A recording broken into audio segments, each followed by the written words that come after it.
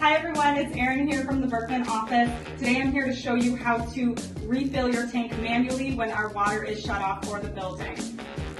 Okay, step one, you're going to want to fill your tub.